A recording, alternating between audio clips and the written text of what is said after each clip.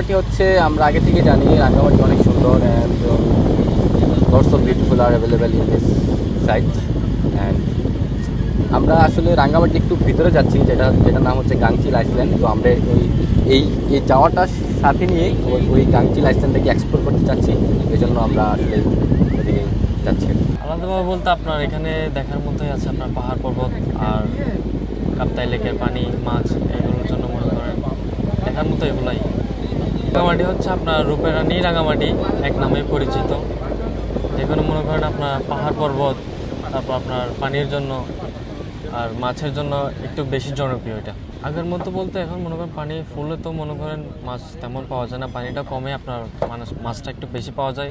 কিন্তু মনে করেন পানি কমে আপনার মানে যারা আছে মানে মাছটা তেমন মারতে পারে না ওনারা।